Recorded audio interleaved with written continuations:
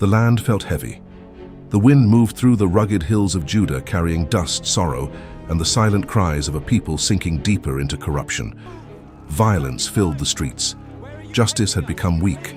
Wickedness stood boldly in places where righteousness once breathed.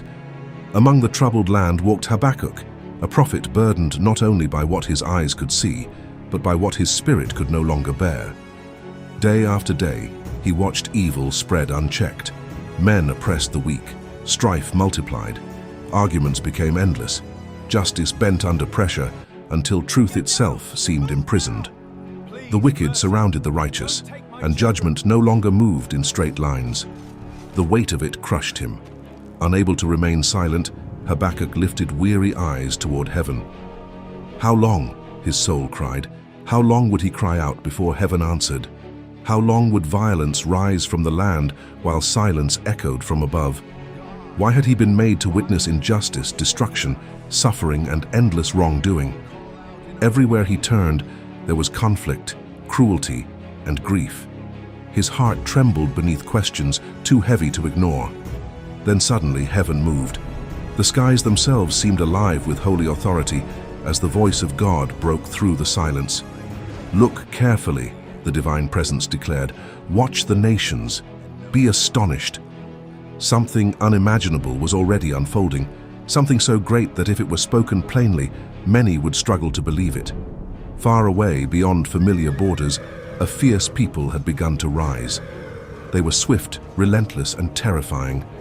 Their march spread across lands not their own.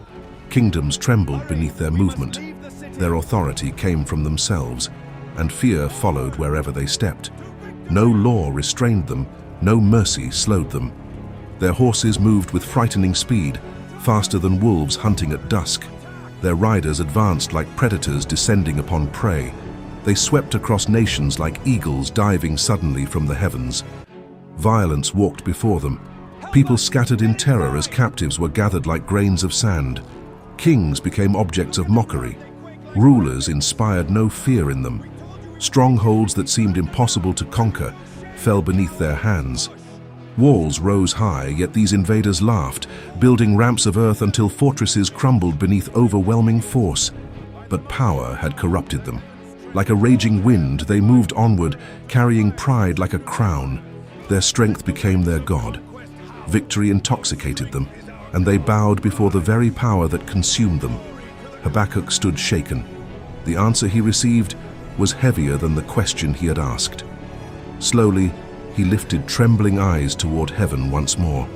"Lord," his heart wrestled aloud, "you are eternal, you are holy, you are my God." He held tightly to what he knew, even while confusion stormed within him. Surely destruction could not have the final word. Yet another question burned inside him. How could the Holy One, whose eyes were too pure to delight in evil, remain silent while a people more wicked swallowed those who were less wicked? How could justice permit such a thing? The prophet struggled to understand. Humanity now seemed helpless, scattered and vulnerable like fish drifting without protection, like creatures abandoned without guidance. And the oppressor came like a skilled fisherman. With hooks, nets, and traps, nations were gathered and dragged away. People were captured effortlessly, swept into suffering, while conquerors rejoiced in their success. The invaders celebrated their victories as though their weapons possessed divine power. They glorified the very systems that enriched them. Their violence fed them. Their conquest prospered them. Habakkuk stared into the uncertainty of it all. Would this continue forever? Would nations endlessly be emptied of mercy, while violence marched without restraint? And there, beneath troubled skies and unanswered tension, the prophet remained standing, caught between sorrow and faith, between confusion and trust, waiting for heaven to speak again.